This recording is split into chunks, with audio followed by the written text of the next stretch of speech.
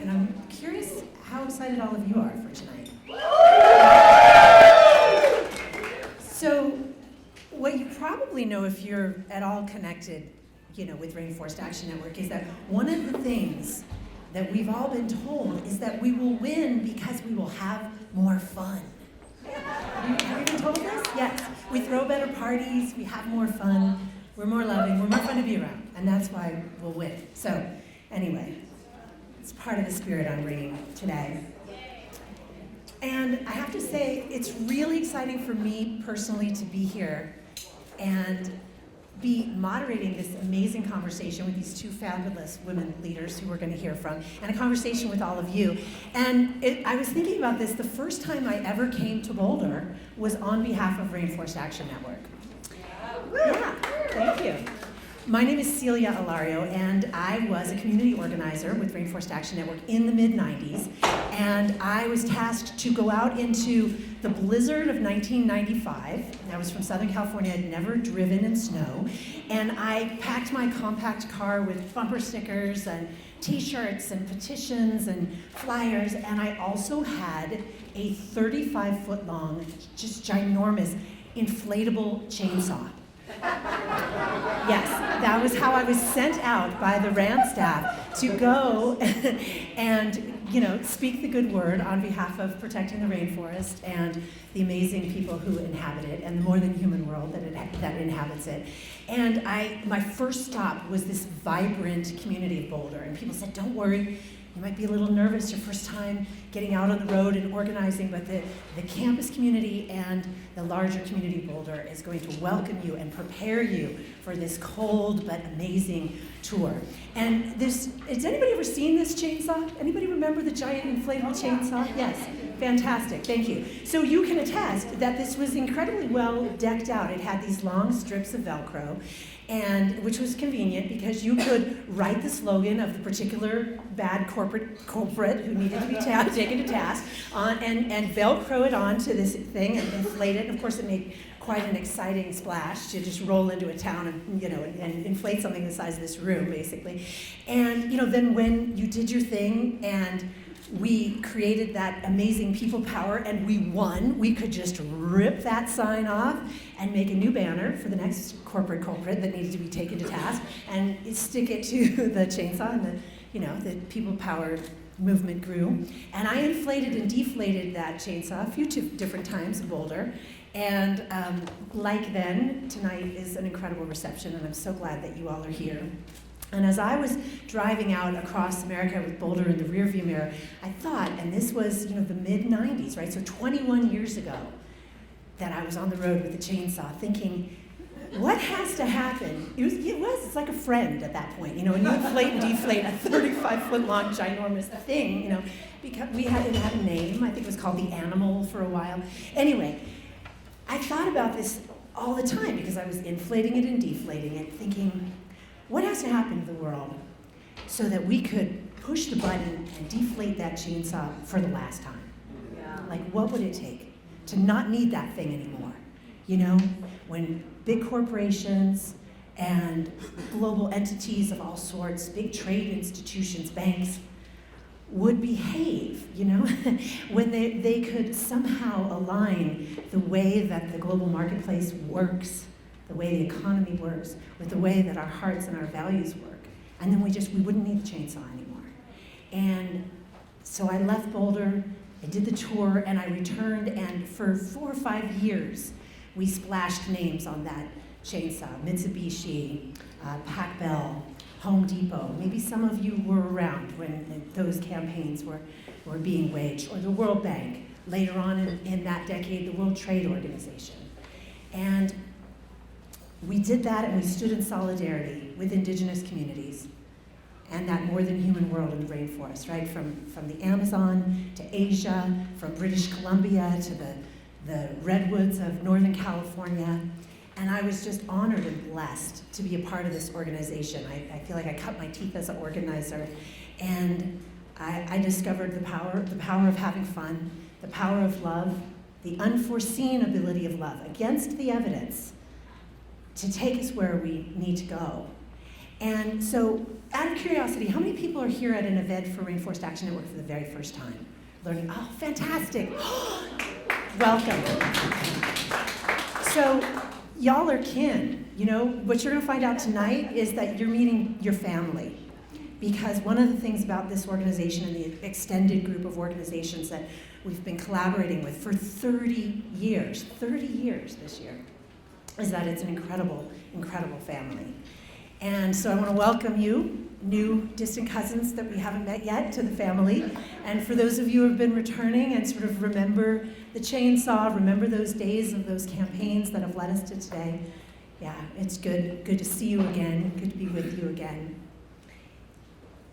I have to say that as I think about where we are right now, I teach undergrads at UC Santa Barbara for part of the year.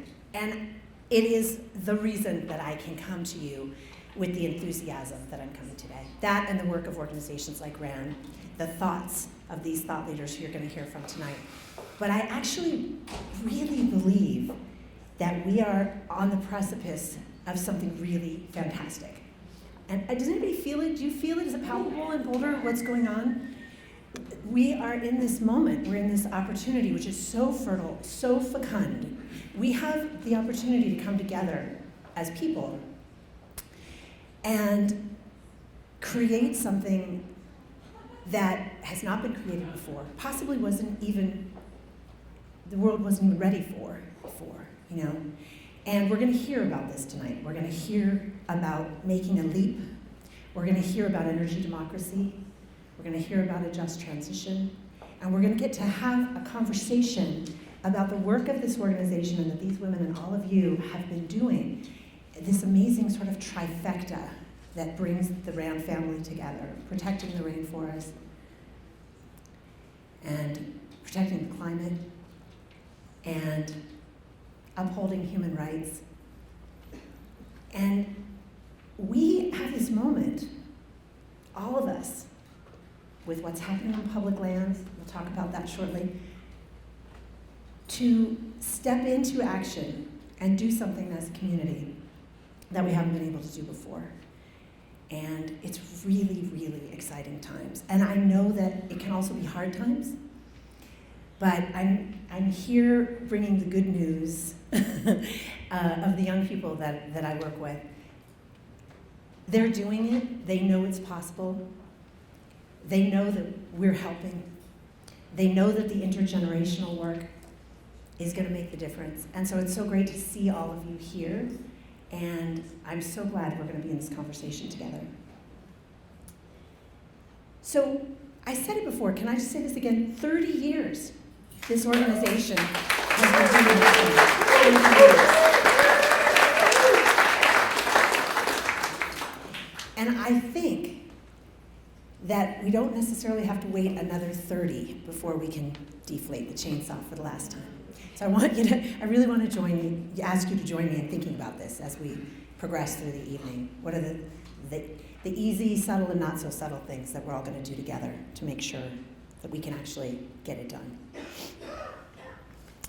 There's a bunch of amazing people that need to be thanked, which makes me very happy because I'm a huge fan of gratitude.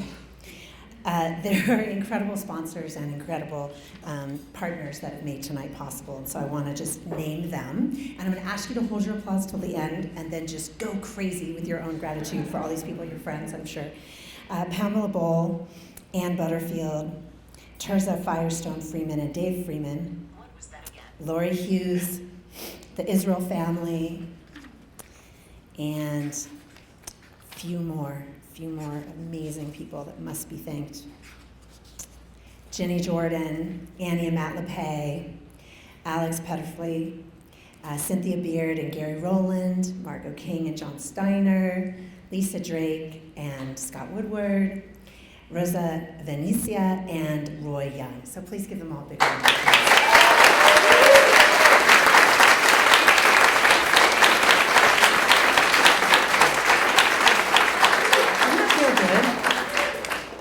Doesn't it feel good? Gratitude? Feels really good, doesn't it? I'm a huge fan. Okay, so here's what we're gonna do. I'm gonna have the exquisite honor of introducing these lovely ladies to you, And we're going to get to be in conversation about 45 minutes or so. We'll leave some time at the end to bring you all into the conversation as well. And, tonight's conversation is about this opportunity, this fecund, fertile, exquisite moment that we're in right now. This idea that right now, the work that we do in the next little while can help us to keep fossil fuels in the ground. Like, period, exclamation point, end of story. We could do that. We can collectively do that, yeah.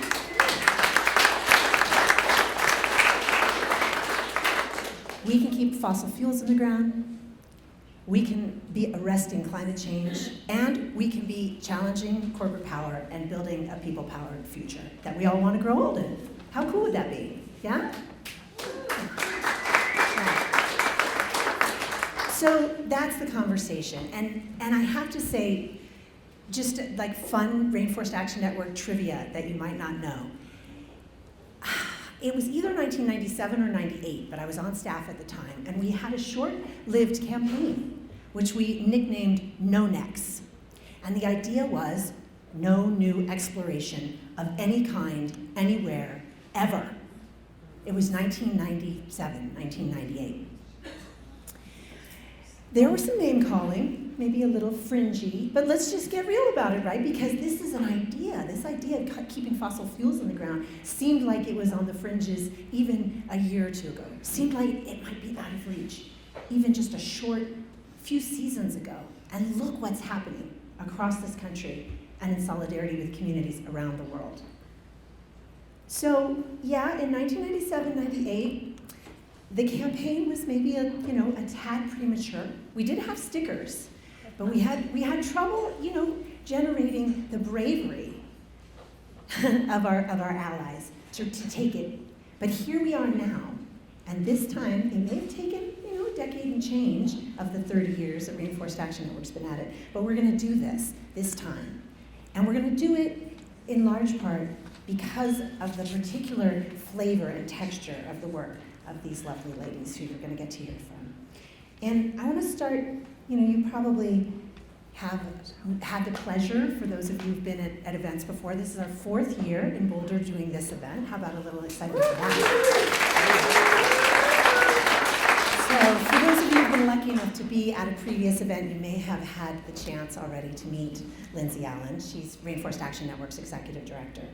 And what I want you to know about this woman is that she has more than a decade of architecting hard-hitting campaigns that have pressured and inspired some of the world's largest corporations to protect rainforests, protect human rights, and protect the climate.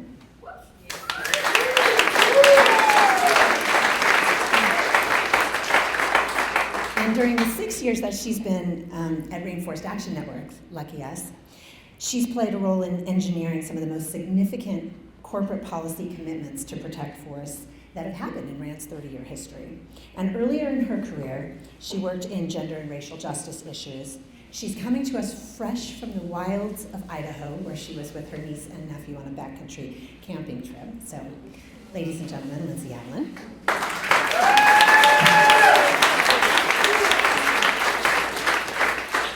And it is a great pleasure for me to introduce someone who probably in this crowd needs no introduction, Naomi Klein.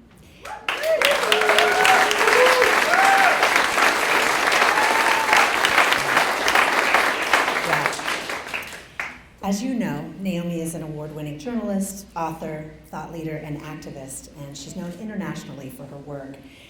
There are lots of things we could say, and I would want to talk for hours about No Logo, because I know it changed many of our lives and really solidified for us a lot of the work that we were doing in corporate accountability work. But we got to stay focused on the evening, and This Changes Everything, Capitalism versus the Climate, as you probably know, was an instant New York Times bestseller, and it's being translated into 25 different languages. Isn't that cool? How many of you are familiar with the book?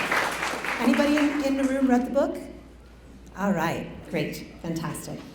So the thing is, what's super exciting, among other things, about the book and the accompanying movie is that Naomi, even before the Pope, I think, yeah, technically, did something that we all have known needed to happen. desperately needed to happen, which was to say the C word, right? To be able to boldly and, capitalism, honey. To boldly and succinctly name capitalism there as that driving force behind the climate crisis, and bringing it to the mainstream, bringing it into the conversation, which we really needed to do. And now, thank heaven, we can exhale, because we're here now. We get to be in this conversation. We get to organize forward from that place. Thank goodness. You should also know about her that she's one of the organizers of and one of the authors as well of Canada's LEAP Manifesto. Anybody heard of the LEAP Manifesto yet? Oh yeah, look at that, nice. Yeah, so this is, for folks who don't know, it's a blueprint for a rapid and justice-based transition off of our fossil fuel economy, and I'm sure she's going to speak to it tonight. So without further ado, I'm going to pass the mic and open the conversation, asking you, Naomi, if you will talk with us a little bit about the state of this global conversation about keeping fossil fuels in the ground and arresting climate change. And, start high, take us to the 30,000-foot view, if you will, and help us sort of get grounded in what's happening. Sure. Thank you, Celia. It's a wonderful pleasure to be here with you and to share this moment. I think when we first started connecting and talking about climate change, it was a very different moment. It was Copenhagen, 2009. It was a sad moment, and it feels really, really different now. And Lindsey, it's just a wonderful pleasure to share this platform with you and to support Rand's work. I just realized I want to start by reading something, if you don't mind, from This Changes Everything. But I don't have a copy. Now, Duncan, I know you do because I signed it. Can I borrow it? I'll give it back, I swear. So there are a lot of words in this book, and there are a lot of quotes in this book. It was a really big decision to decide what to start the book with, the very first words, and I want to share them with you because it is relevant. So this is the epigraph for This Changes Everything, and it's this. We need to remember that the work of our time is bigger than climate change. We need to be setting our sights higher and deeper. What we're really talking about, if we're honest with ourselves, is transforming everything about the way we live on this planet. So that's the way I chose to start the book, because I think that that's what we're talking about. And it's a quote that comes from Rebecca Tarbottom, Executive Director of the Rainforest Action Network, who lived from 1973 to 2012 and was taken from us far too early. Rebecca, I met her when we were both getting arrested protesting the Keystone XL pipeline.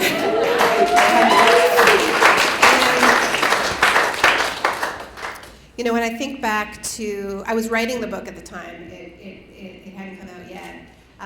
It was a kind of crazy idea that we would all go get arrested outside the White House to stop this pipeline. Everyone was telling us we'd never win. We've been winning a lot lately, right? I mean, it's kind of weird, right? So in terms of where we're at, right? These pipelines are dropping like flies.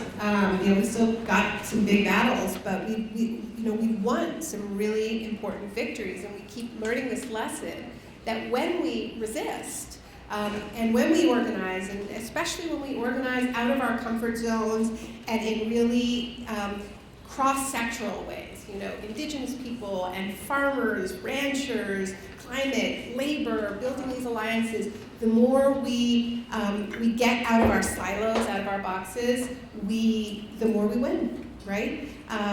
The more we look like a movement that everybody can relate to and see themselves in, right?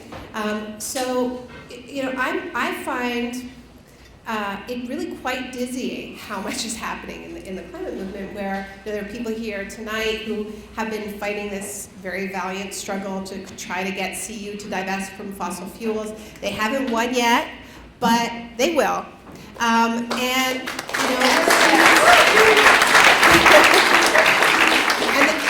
they're part of a movement of led by young people, also faith organizations and city-based, that has gotten $3.5 trillion worth of wealth to pledge to divest from fossil fuels. So this is happening. Victories like Keystone, the incredible movement against Shell's Arctic drilling, which led Shell to announce that they are going to divest, and that they're going to pull out of the Arctic for the foreseeable future. Total, the French company, one of the largest fossil fuel companies in the world, made history 2 weeks ago. They announced that they were going to bring their business strategy, their business plan, in line with a 2-degree temperature target. And they said that means we need to reduce our exposure to the Alberta tar sands, and we need to say we're not going into the Arctic. Okay? It is the first time a fossil fuel major has acknowledged the need to leave fossil fuels in the ground. So things are changing really quickly. The problem is the climate is too, like really quickly, right? So we're in this moment where it's just, it's 1 minute we're just feeling like so strong and powerful, and the next minute, my husband, Avi Lewis, who directed the film This Changes Everything, he says, like anybody who spends time immersed in climate science, I spend a fair amount of time in the fetal position under my bed, right? So we're juggling these very conflicting emotions, right? I mean, we see these images of the Great Barrier Reef bleached a ghostly white. And this was, things are happening so much faster than even the most radical climate models projected, right? And there's amazing climate scientists in this city, and boy, are they scared. I'm friends with Jason Box, who used to be at CU, and he's very famous for a tweet he sent out about how we are fucked, right? So here we are in this race against time, right? It's all moving so fast, and as powerful as our movement is, it needs to get bigger. It needs to grow faster, and we need to build more of these alliances. So, I found Paris really clarifying in terms of what that agreement delivered, right? And we heard it was like this incredibly historic, amazing political achievement, and then we had scientists like James Hansen saying it's worthless, it's a death sentence, basically. And the truth is, it's kind of both things are true. It is the best our politicians have ever managed so far, and if that's all we get, we really are cooked. What's significant about the Paris Agreement is it sets a target that we can hold our governments to, which is this commitment to keep temperatures below 2 degrees and to make best efforts to keep it to warming below of 1.5 degrees Celsius, okay? So if that's true, we need to keep about 90% of fossil fuels in the ground if we're going to keep that commitment. If you add up what all the governments brought to Paris, if you add up all the government's climate strategies and plans and commitments, including the US and China and all of them, it doesn't lead to that. It leads to double that amount of warming. So they've said, we know what we need to do, and we're willing to do roughly half that, and we're going to let the people who follow us do most of the hard work. So that means that the role of movements and the role of organizations like RAN it's just never been more critical. Bill McKibben at the last day of the Paris Summit, they said 1.5, and we're going to damn well keep them to it, right? So that's our job. They've said that they don't have, that within the confines of political realism as defined today, this is the best they can do. And it is the job of social movements to change what is politically possible, right? And we are doing that. So, yeah, that's where I think we're at.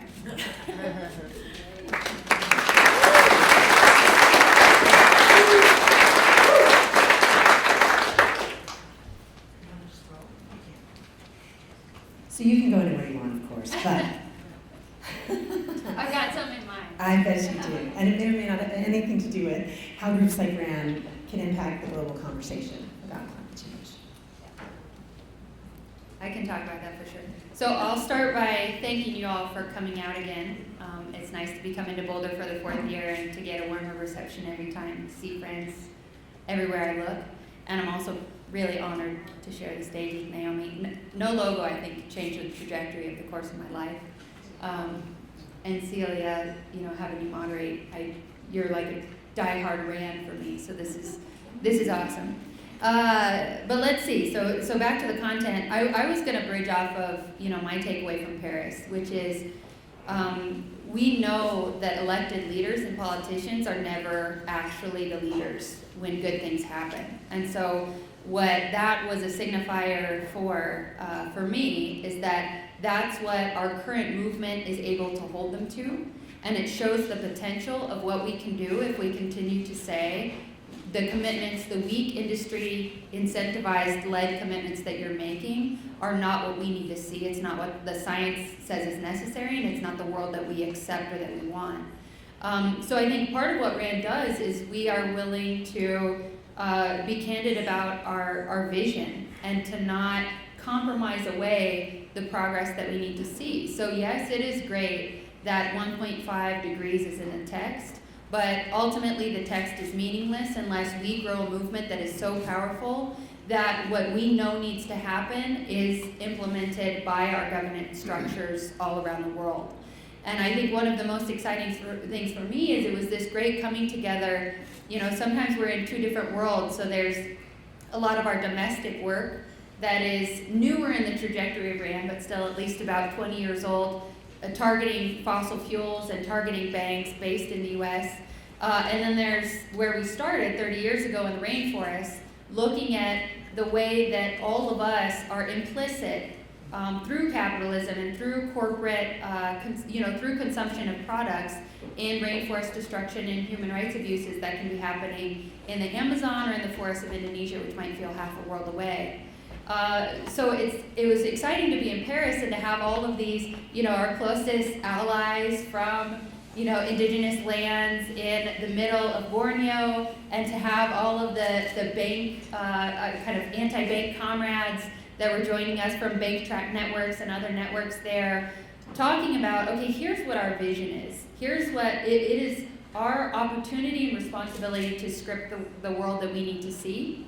And then it's our opportunity and responsibility to hold these institutions accountable. And so one of the things that I think we contribute as RAND is, one, we listen to the voices of those who are affected. So we've never been big enough as an organization to ever assume that we have some brilliant top-down, magical silver bullet that's going to solve all of our problems, and if you just support only our organization, then we're going to make all those things happen. We trust local leadership, we trust partners, and we listen to those insights, and it makes a better strategy because we know that where our work touches down, we know whether or not it's really changing things. And with our work in forests, it's very easy to see. Either the forests are falling and lands are continuing to be stolen from indigenous and local communities, or they're not. And the role that we play is we do this through a corporate accountability lens because we think we're at a place now where corporations have too much control over governments and other governance institutions, and it's not a healthy balance. And so what we try to do is kind of grab companies, use existing flawed economic models where they're concerned about growth and making profit, and we try to kind of grab them by the neck and pull them back so that communities have time to establish solutions that are lasting and viable and are going to be in line with the vision that we have for the world.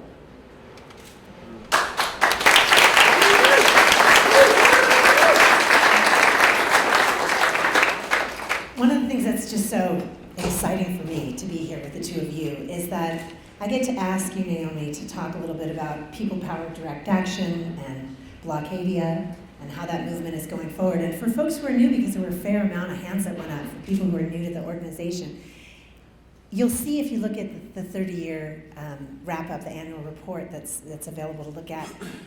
These are imagine getting to work for this organization. These are some of the coolest bullet points. This is what this organization does, how they do what they do, through high-profile direct communication, peaceful direct action, coordinated media and social media, highly researched and detailed reports, activist organizing and collaborative partnerships, and high-level corporate negotiations, and relentless follow-up to make sure the promises are kept. So, you are a part of this family as well by being out there and doing the work you're doing, writing about the folks who are doing the amazing things they're doing, and I hope that you will talk a little bit about that in the spirit of people-powered movements that are going on around the world and in the corners you've been in lately. Yes. Well, I mentioned a few of the recent sort of leave it in the ground victories. This past month, there was a wave of coordinated action called Break Free, which is really targeting the largest pools of unburnable carbon in the world. And often when we take on, whether it's the Alberta tar sands or a massive coal plant that they want to build in Australia, we are confronted with this argument, well, what does it matter? Like, someone else will dig up the carbon if we don't, right? I mean, we hear this all the time. In Canada, they try to market the tar sands as ethical oil, and they say, well, if we don't dig it up, well, they'll dig it up in Nigeria or, Saudi Arabia. And so what was great about a globally coordinated, synchronous leave it in the ground month was that we got to see that actually we have them surrounded, that everywhere they want to dig this unburnable carbon up, there is a movement that is trying to keep it in the ground, right? And people were able to draw strength from each other. And there were just fantastic actions, fighting coal-fired power plants in the Philippines and climate carnival in Indonesia. And it was really important. I mean, it didn't receive nearly enough coverage, but I think it helps to shatter this idea that this is somehow a luxury cause, that this is, for people who don't have anything real to care about, they care about the climate, right? When in fact, around the world, and this is, the work that RAND does with Indigenous communities, the true land defenders are the people who need the water to be clean and the animals to be healthy in order to subsist, right? And so I think it sort of helps to explode that idea that this is that this is just a sort of a privileged person's movement, right? But I think as a movement, the climate movement needs to do a better job of lifting up those leadership voices, right? Because if people have that perception, it's because that's what they're seeing, right? And so I think it says 1.5 in the Paris Agreement. Like, we need to be hearing directly from people whose countries will disappear below sea level if we don't meet that target, because this is not about a number. This is not about some UN jargon. This is about people's entire nations, their entire ancient cultures disappearing beneath the waves or becoming so desiccated. And something I think we really need to be doing more and more is talking about the intersections between racism and climate inaction. That it is because it's because it is impacting Black and brown people first that we are able to treat this. We, in wealthy places like Boulder and where I live, as if this is somehow a problem off in the future, as opposed to a 5-alarm fire right now, right? So we need to make those connections, because that's also what's going to build our movements here, right? I think that's also what's going to make our movement more diverse and more of a fighting movement, right? So that I think there's great stuff going on with the no. The no, we don't want the pipeline. No, we don't want the Arctic drilling. No, we don't want fracking. And we know the fracking victories. You guys are still fighting. New York banned fracking. Germany banned fracking. France, talk about leave it in the ground. France passed a law, got almost no coverage, that they will not hand out any new fossil fuel leases whatsoever on federal lands. This is what we do, right? We're getting good at the no, but we are not going to build the movement that we need without the yes alongside it. The yes that is a vision for an economy that is better than the present. This idea that we're just going to motivate people by saying, well, if we don't act, things will get really bad. Well, for people who things are already really bad, what's actually going to motivate them more is the idea that taking action will improve their lives now, will create jobs now, will bring clean water for their communities now, right? These are the alliances we need to build. I mean, we know our weaknesses, right? But I feel like we're in an amazing moment, especially in this country. I mean, what I believe, and I know there are people who support Hillary, there are people who support Bernie in this room. I don't want to make anyone feel, left out. But what I believe is the message of this primary is that a progressive majority is within reach. Within reach, okay?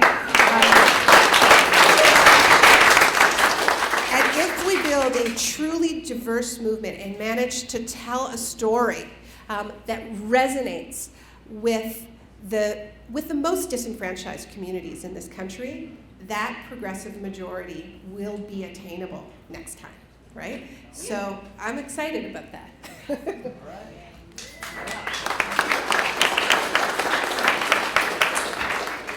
So I want to ask you both to speak to, Lindsey, you first, to the RAN campaign that's happening around the Keep It in the Ground work and public lands and federal auctions. And then Naomi as well, please, on some more insights on what's happening locally and the significance of what's coming out of Colorado. Y'all should feel really proud because the things that are happening around this campaign right now in Colorado are inspiring the whole country. And so I hope you'll both speak to those.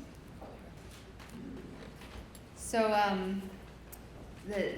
Celia is referring to our Keep It in the Ground campaign that's specifically focused on stopping all oil, coal, and gas extraction on federal lands. And we see this as a toehold in to making sure that the fossil fuel sector, nobody can break away and say that they're a better or a bridge option, which is the case with natural gas. But there's a story that really illuminates the point for me, which is back in the fall, the day that the rejection of the Keystone XL pipeline was announced, I got a call from someone at the White House, which I was not expecting, so I thought it was a press call. So I just kind of pick up and I'm like, yeah, how's it going? This is Lindsey. Oh, this is a White House calling. And I was like, okay. And it was someone who really wanted me to be excited about the Keystone fight and to make sure we were saying, Obama, this is a great climate legacy and blah, blah, blah, blah. Which if it hadn't been so long, might have been an easier case to argue. But instead of kind of falling into that, I said, it's important and it needed to happen and it shows the power of movements to turn something that was considered unwinnable, which for a long time during the Keystone fight it was considered unwinnable, into something that showed the power of us coming together nationally. And so I think we can taste the opportunity that is there when we're talking about keeping all fossil fuels in the ground, full stop. And on federal lands, the president, which right now is President Obama, could sign with the stroke of a pen a decision that would stop extraction of all of these types of extreme energy and fossil fuels, because public lands are, in theory, something that is for the shared use for all of us. They're not intended to create additional climate chaos so that some of the wealthiest companies in the world can get wealthier. That's the goal of the campaign, which many of you all know about because you're working on this campaign right here in Colorado. We see two areas as being key regional focuses for this, where we will be able to make or break industry. One of them is the Gulf, and in part it's because some large organizations are a little too ready to trade away some of the drilling, especially offshore oil drilling in the Gulf, which has serious implications when we're talking about race and environmental justice. And two is Colorado, because industry is coming out to really respond to what you all are doing. And I think you all know it and you feel it and you've seen it. And it's frustrating when there's pushback that you're expecting, and it's even more frustrating when courts and other institutions, which in theory should be slightly more just, are not withholding the will of folks who are saying, no, we want to draw a line, because we have a long-term perspective on this, and this is not about a vision for the future that we want. But I want to get back to the second part of that conversation with the White House staff that called, is I said, we're using this as a launch pad and this taste of what we could be seeing to really draw out the Keep It in the Ground work that we're doing. And if you want Obama to have a strong climate legacy, what he should be doing is signing this commitment to stop all extraction on federal lands. And she said, what? And I said, yes. So to summarize, good work on Keystone, it took too long, and you have a lot more work to do, and you didn't give yourself a lot of time. So people are calling for this. At the time, she said, okay, send me all the materials and let's look into it. Within a couple of months, we saw the moratorium on coal. So there is now a review of all of the leasing, this outdated leasing, where these lands, beautiful, pristine places, can go for as little as $2 an acre. We saw in Lakewood, when I was here, a couple weeks ago, there was a Bureau of Land Management auction where the public was completely cut out of the process. It was held at a private facility in a Holiday Inn, where they had more police than I had seen in your average protest in San Francisco, where they're kind of lining and providing good support. They have folks on the roofs and folks on every door, just to make sure that we are not given a voice in this process, which is not the governance model. It is not a democratic model that we have agreed to. So I think that's what we're feeling now. That's what we see as an opportunity, and that's why we're really excited to work with so many of the folks that are here. I saw Raz for a second. He went to get petitions so you can all sign. Okay, good. He knew my pick was coming. 78 right after this is over. So there's lots of folks doing this work here, and we're pretty excited to be partnering with them. And we do think that we will keep fossil fuels in the ground, and we will have a starting place with federal lands, public lands.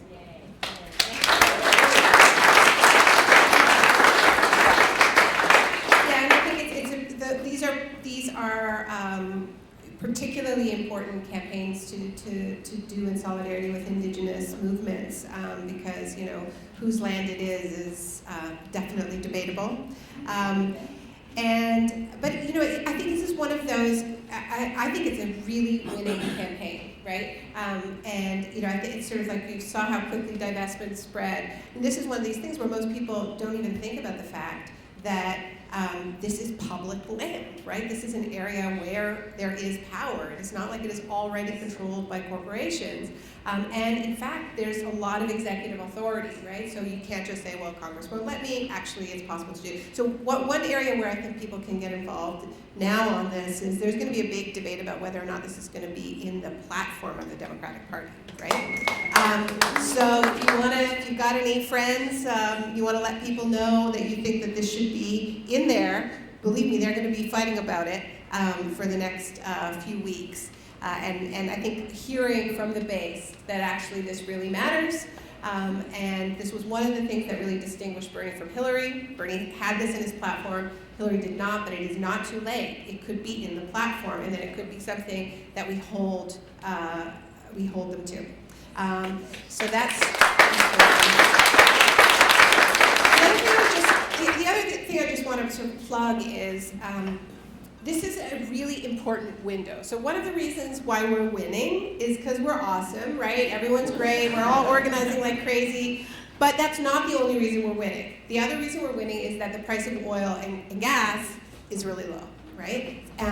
And we are in a very jarring moment for the industry where they have went from oil at $150 a barrel, $100 2 years ago, to $30 a barrel, right? And it's rebounded a little, but it hasn't rebounded all the way. So, it's important to sort of zoom out and understand that what we were dealing with when they were trying to frack everything and build, all these pipelines, drill in the Arctic, all of that, was we were dealing with people who had dollar signs in their eyes.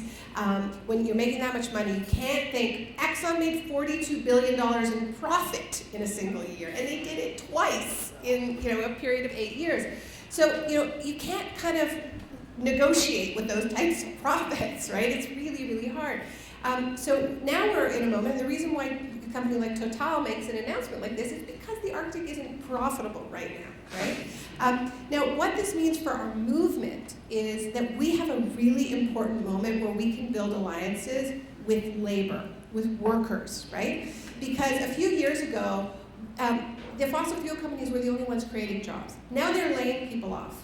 Now they're destroying people's lives in huge numbers, right? So I think, in a state like this, where there's often this really, really sharp divide, environment versus workers, right? It's a really important moment to challenge that assumption. Actually, you can create 8 to 10 times more jobs when you invest in transit, efficiency, renewables, than when you invest in oil and gas, right? Now is the moment when the fossil fuel companies are betraying their own workers to come in and say, we've got a better plan. We have to be very proactive, and let's be honest, there's a lot of hurt in the history, and there's a lot of healing to do, but this is the moment to do it. And this is the work that we've been doing in Canada. Celia mentioned the LEAP Manifesto. This is a document that was crafted in coalition with the Indigenous rights movement, the labor movement, climate, food justice, migrant rights, where we came together and we created a space to dream about the economy we actually want. And we realized that we've never done this before. We'd come together to say no to things. No, we don't want the TPP. No, we don't want this and that. The WTO, but all of our coalitions were no coalitions. They were not yes coalitions. They were not coalitions that acknowledge that even if we win all these no battles, we still don't have the world we want, right? We still don't have a world that's good enough or safe enough. And we are in this moment where revolution and survival are the same thing, right? So the reason why we were able to build this coalition, and it's been hard, is precisely because of the price drop and the fact that the oil and gas industry has laid off in our country 100,000 workers, which is a lot in a country of our size, many more in this country. So I want to give you each a couple minutes to wrap up here before we start to take some questions and open the conversation to all of you. Lindsey, if you'll do two things if you can. One is speak briefly to this connection between deforestation and climate change. We want to be explicit about that. I don't know if that's something that you all are curious about, but I know that we sometimes assume that we understand that. So, and then give folks your favorite today of many tangible things that they could do in communion toward arresting climate change and challenging corporate power. And then same question to you. Okay, so there was a period of time in the lead up to the Paris climate talks where the climate-related emissions from Indonesia, which is tropical rainforest country, exceeded those of the U.S. economy. And the top 3 global emitters of greenhouse gases in the world, you're talking about U.S., China, and Indonesia. And many folks often assume that's because Indonesia has a sizable population, but the majority of those emissions are related to deforestation, which is interesting once you look at what is causing deforestation. And what is causing deforestation is there's 2 industrial sectors. It's the pulp and paper sector, where they're literally burning and clearing rainforests so that they can pulp that and make things like toilet paper and paper and kids' books. And then plant it with more industrial scale plantation trees, which is a green desert. And then even bigger than that is palm oil. Palm oil is now the most heavily traded, heavily used vegetable oil in the world, and it comes primarily from Indonesia and Malaysia. So what's important to know is these forests are being cut down, and these are forests all where people live. There are millions of indigenous people still living in these forests, so that we can make some of the cheapest products in the world, so that you can find these products literally in every room of your house, and a house Boulder, a house in San Francisco, Russia, it doesn't matter where you are, these are globally traded commodities, very popular. And these fires, which are creating massive emissions, they're being intentionally set. So you should never have forest fires. There's no natural cycle of forest fires in a place that's rich and lush and dense like Indonesia. But the water table for a lot of these kind of wet forests is being intentionally drained. And then the fastest way to steal and grab land is to light it on fire. So you'll have fires for weeks and weeks on end. that also create this humanitarian crisis to the point where Indonesian military warships have to be used to evacuate people. And I compare it to, it's as if the building next to you is on fire and the smoke is pouring in and you're unable to leave the building. And so people across Indonesia are experiencing this every year. It's getting worse. It gets worse as we see increased droughts and climate impacts. So that's the depressing part. That's like the point when you read the climate models and you crawl into your bed. But it also means, because we have some of the largest companies that are implicated in those supply chains, when we follow the money and when we follow the products based here in the US, we have disproportionate power to shift the way that these practices are happening. And we've already seen that start to happen. So this goes into one of my favorite things right now. So PepsiCo is really pissing me off. They use 1% of global palm oil. They use a massive, which is massive when you think about this, is the most common vegetable oil in the world. They've now created 3 policies making forest commitments that every time exclude and have a massive loophole around Indonesia. And it's because they have a joint venture partnership with one of the nastiest plantation companies there. So just this morning, despite them kind of intimidating and threatening to sue and everything else, we released a report that looks at the egregious labor practices that we've been working with labor partners based in Indonesia with for years, which, you know, as we've said, what we're talking about here is many of the things we're fighting are symptoms of a broken system. And so this is exactly what we're seeing. Industrial scale agriculture that we have very little control over, that's kicking people out of lands and then using child and forced labor for, is something that we should all say is completely unacceptable. And that's before you even add the climate implications, where Indonesia is emitting more than the entire US economy. So that's the connection with rainforests. When we protect them, they're the lungs of the earth.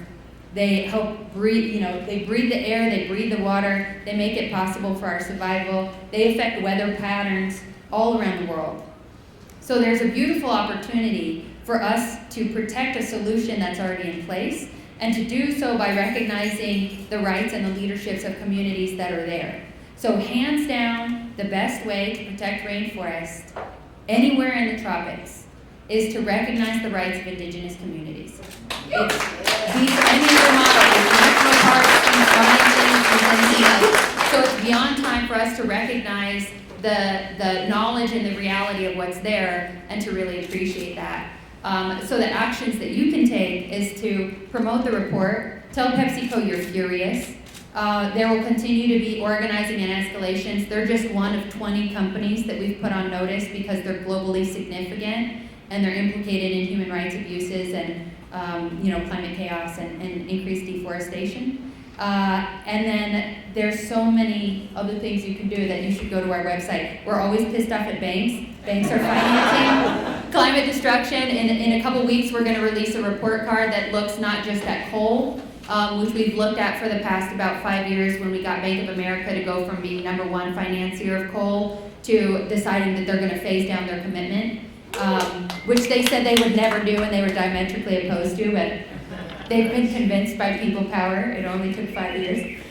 So there's work on banks, and there's work on, forest fibers connected to your fashion. There's all kinds of things you can do. But I would also say, if there's something else that you're passionate about, that's probably the right strategy to follow, and to just not let anyone discourage you, especially here in Colorado. Industry is pouring a lot of money in to try and convince you all that you're not going to be able to make an impact, and I urge you, and I am inspired by all of you who are saying that's bullshit, we're not going to accept it.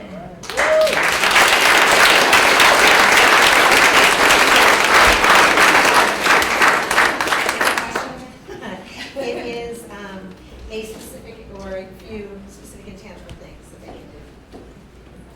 Yeah, it's interesting. I mean, I always struggle with this, the one specific, because we are well past that point, right? Of the change your light bulbs and everything will be awesome. We all know that, right?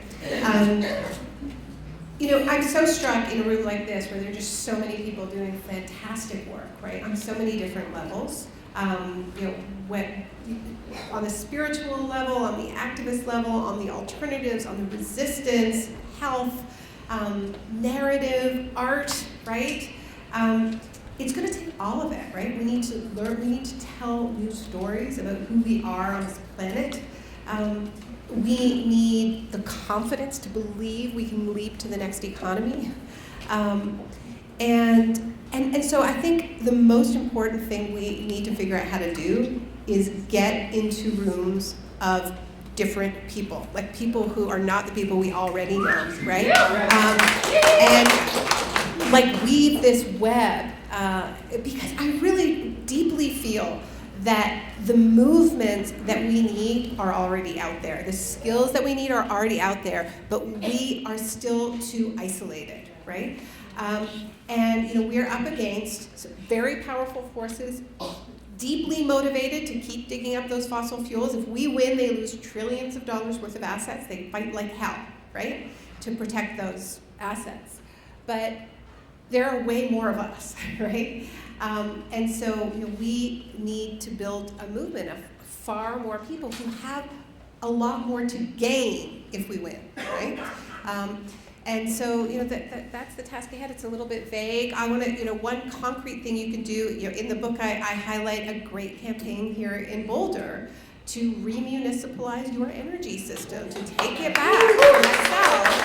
We have Steve here, who's running for the Senate, and I love to see, this generation of young people who are, who went from these very grassroots movements and are now engaging in the political process. It's really exciting. We need both the outside and the inside. And this is just one more evidence. But I spoke to Steve earlier. It's not over. I mean, you guys have won 2 referendum, more, 3. And the company's just trying to tire you out, right? So this is a really important moment to let your city council know that you expect them to respect the wishes that you have expressed over and over again, that you want to get to 100% renewable energy, and that you want energy democracy, that it should be accountable to the community, owned by the community, keep the profits in the community. And this is, this has been a really key part of, why in Canada the LEAP Manifesto has really taken off. It's because the centerpiece of it is energy democracy, that as we switch from fossil fuels to renewables, 100%, we know we can do it thanks to research out of Stanford, that we can get to 100% renewables for our electricity in 2 decades, for our whole economy. Before mid-century, we can do it with existing technologies, we can do it without nuclear. But we need to motivate people, right? And what Germany, the experience of Germany shows us, is that one of the things that's most motivating is if you combine it with local democracy, and if you combine it with an ability for communities to keep resources and pay for much needed services, right? So hundreds of German cities and towns have reversed the privatization of their energy system and taken back control over their energy so that they are getting to 100% renewable, but they are able to use the revenues to pay for local services, and they've created 400,000 jobs, by the way, in Germany in this transition, right? So, Boulder has really led on the energy democracy movement in the United States, but you need to bring this home, right? So that's one thing I think you can do locally. But the other thing I think what we need to do nationally is fight for the principles that the communities that receive the worst deal under the extractive model need to be first in line to own and control their own renewable energy, right? Imagine, places like Flint receiving the resources that they so richly deserve to own and control their own renewable energy projects and other green projects. So I think that's how we build a broader movement, or some of the ways we do it.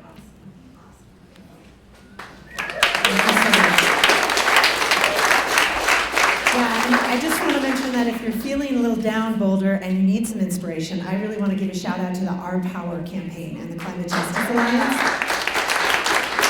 Go to their website, look at the communities which are sometimes less organized, have less resources, are in different facing different political challenges, and are doing just exactly what Naomi said. Now I have to tell you, I am the child of 2 physicists, and I mention this only because this whole linear time thing is really irritating. And those of us who know that it's a sham, whatever. But I'm wearing this watch that's like 25 years old, and I'm supposed to do some magic. So here's what I want to do. I want to invite 3 people who have a question, really a question, to pose their question very briefly.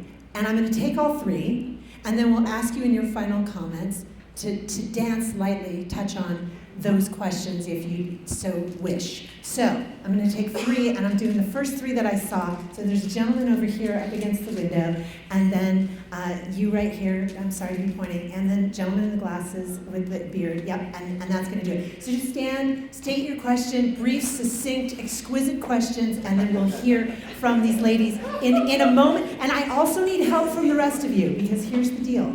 We need to elongate time. So I need like 5 minutes that for you all feels just like 10 or 15, but it's really 5 linear minutes. Who's in to help me with this? Yeah? Thank you. Okay, go ahead, sir.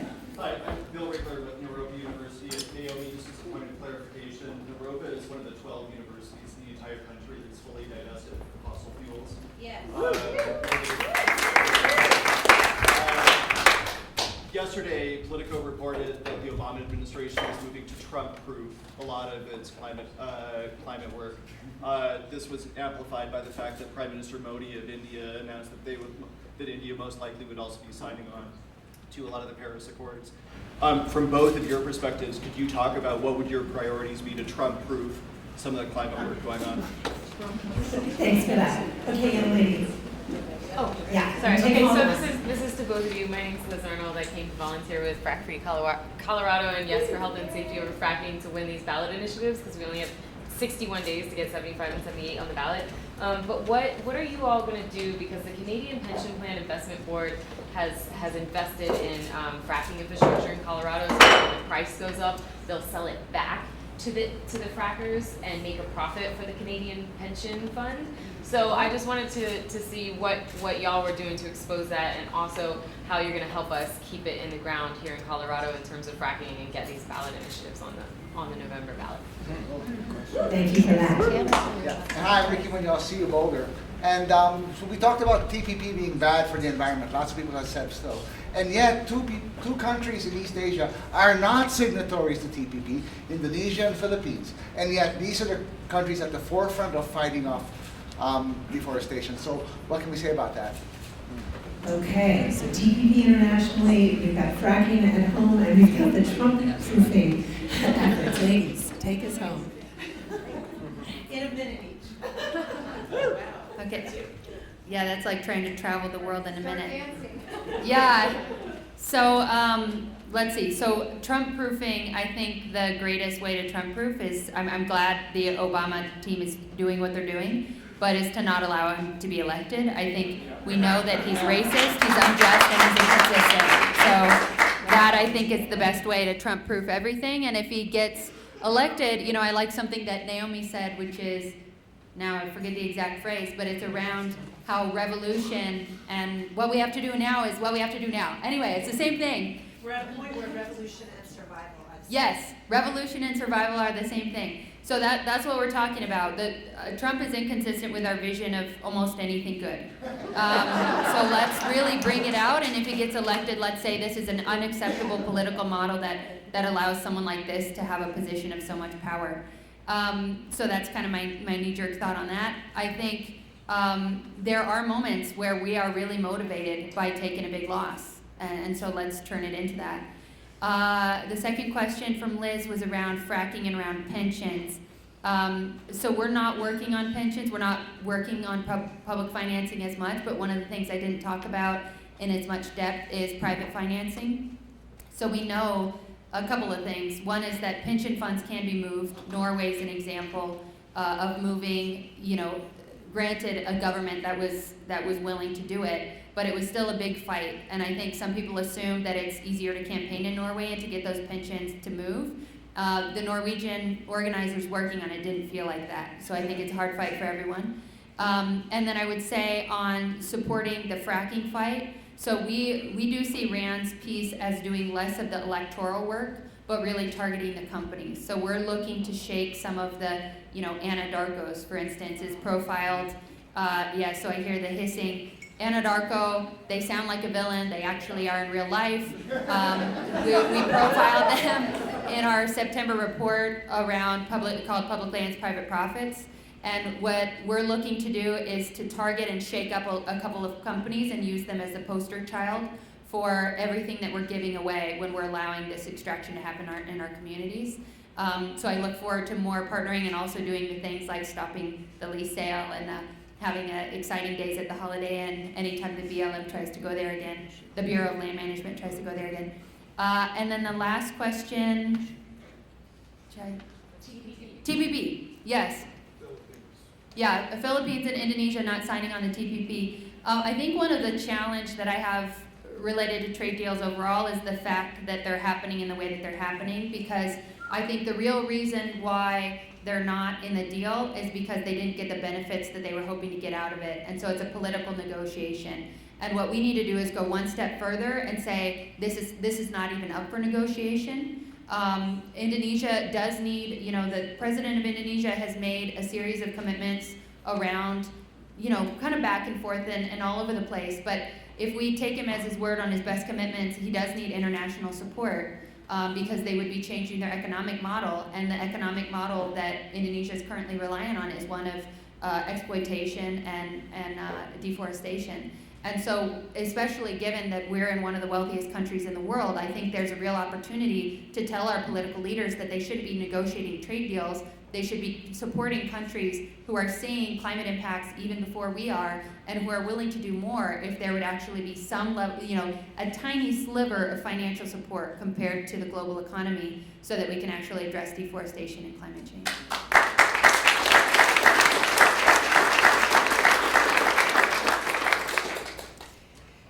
Yeah, so this is, for those of you who don't follow this particular piece of climate policy, these trade deals are a huge problem for our movement. We've been celebrating our Keystone win, but there is an asterisk next to that, and that asterisk is that TransCanada, the company that wanted to build that pipeline, has announced that it is going to challenge the Obama administration using its right to sue national government, which is in NAFTA, and it's also in the TPP. Corporations are allowed to sue governments, and TransCanada is suing the U.S. government for $15 billion in profits that it says it would have earned if it had been allowed to build that pipeline. I talked about Germany's energy transition. Germany is facing multiple challenges, these so-called investor state challenges. A Swedish company is suing the German government for profits it lost in the coal and nuclear sectors because communities have taken back control. We cannot be signing. We need to be renegotiating the old ones. We cannot be signing new ones. The exciting thing is that, after sort of tuning out trade for a long time, people are re-engaging. We have to remember, we can beat these things, right? We shut down the WTO in Seattle. They weren't able to get another trade round going for many years. We killed the multilateral agreement on investment before that. We killed the free trade area of the Americas, which was the plan to build a free trade agreement that would stretch through the entire continent. At continents, and so we can beat these. And one of the things that I mentioned the Democratic Party platform. This is another thing that we want to have in there. We want to have that. There is a bad history, right, of campaigning against trade agreements and then going ahead and signing them. This needs to be in the platform. And the other reason why it needs to be in the platform is that the biggest risk around TPP is that it will be pushed through in a lame duck session, right? But that will be much harder for Obama to do. And he's made it very clear he does want to get this passed. And it would be much harder for him to do that if it's in the Democratic Party platform that they're opposed to it. Okay, so push for that when you make your call about how you want no fossil fuel leases on federal lands. Say you also want it in writing that they oppose the TPP, not just during the campaign. This was a really good point about the Canadian pensions. And there is a campaign going on in Canada around this, and people can find out more about it at pensionsforgreenfuture.ca and sign this petition. So we need to be doing more about this, don't we, Abby? Yeah, it's our public record. Yes, yeah, we are disgusting. Even with our cute prime minister, we're just terrible. That hardly redeems us. In terms of Trump-proofing, look, people are going to have to be mobilized no matter what happens, right? No matter what happens in November. I think the most important way that we Trump-proof anything is by proving that there are more jobs. I really do believe this, right? And we've got a little time. We need to keep doing it. But I think that the point I was making earlier about these coalitions and why they're so important is that it will be much harder to undo when people are already tasting the benefits of the next economy. So yeah, that's a lot to do in a short time. Trump proofing. I haven't let myself wrap my head around that yet, but I'll get better at that next time. This was a real pleasure, you guys. Thank you for supporting Rand.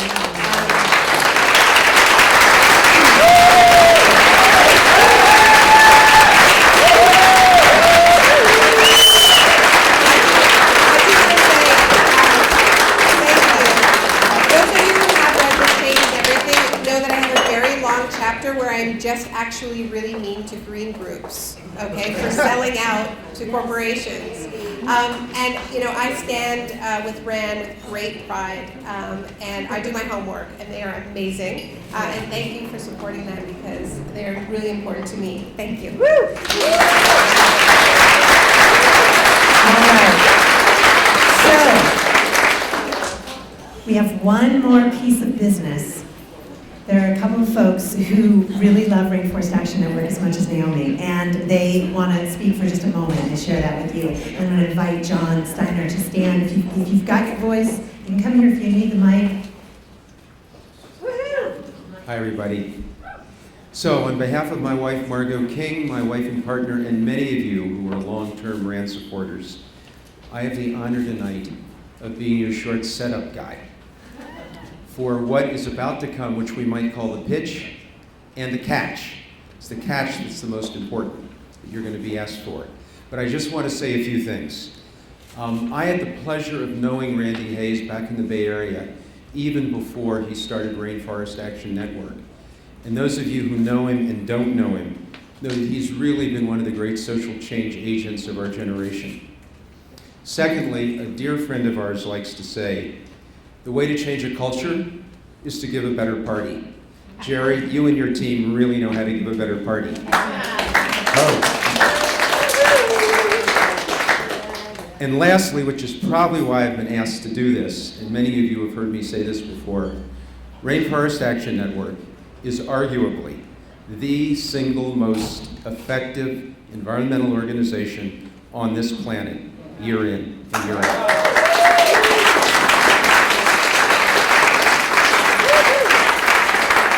Luana Rubin, where are you? How's your voice? Should I bring the mic to you? You all right? Stand up. I just wanted to share with you some fantastic news that I found out today. Our company gives 2% of all sales to charity. We give to 7 different organizations. RAN is one of them. It's a really easy way to raise money, and we just passed the $70,000 mark for RAN. Thank you for that. And lastly, Lynn and Diane Israel.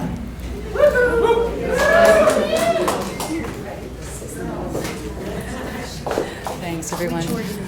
Okay, I'm Lynn Israel, everybody, and I feel like many of you are family and have been with us for the 10 years that RAND's come to Boulder, and I just want to thank you so much for all the folks who's donated time and effort in the environmental, on behalf of our environment and behalf of RAND.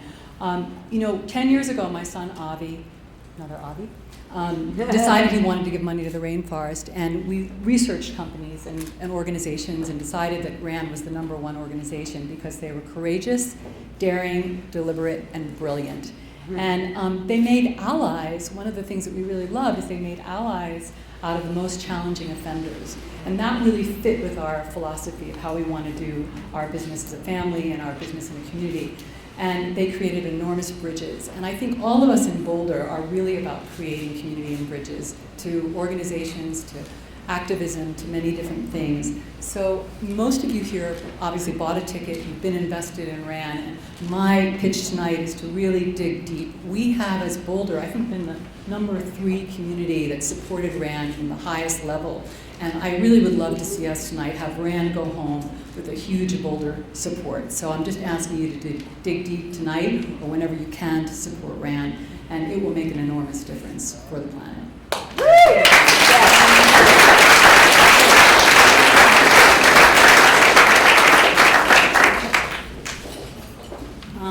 It's hard to say anything after these incredible women, so I was just sitting here and I was thinking the poem from Rumi, out beyond ideas of wrongdoing and right doing. There's a meadow or a field and we'll meet you there. What I just wanted to say is I was watching this tree the whole time tonight, and I just was thinking if we could just take a moment and look around at our environment and why we live here, just a moment to think why we live in Boulder, so many of us, to appreciate this incredible earth, this incredible environment. And because so many of us love to be out there and playing and enjoying, it's RAN that does the work for us so that we can spend the hours out there and know that there are incredible people in the world like RAN doing the work so that we can continue to love this planet and the environment. And so we hope tonight that all of you who get to live in this most beautiful, privileged environment, that without it, those of us who've lived through fires and floods here, we know when the fire comes, Boulder is a completely different place. So please, just from that place of beauty and what's possible, let's support RAN so that we can spend those hours, whether we're doing yoga or hiking, knowing that incredible work is being done to support our earth. Thank you.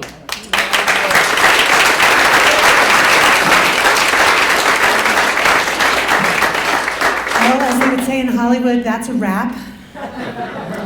Amazing. Thank you, Boulder. And there are amazing people at the table who I'm sure will take your donations. You can go online if you want to make a donation. And thank you for digging deep. And thank you for keeping your spirits up and continuing to do the work. I live in Utah a lot of the year, and y'all are inspiring us. You're inspiring us all across the country. But thank you for the work that you're doing. And together we are going to keep it in the ground.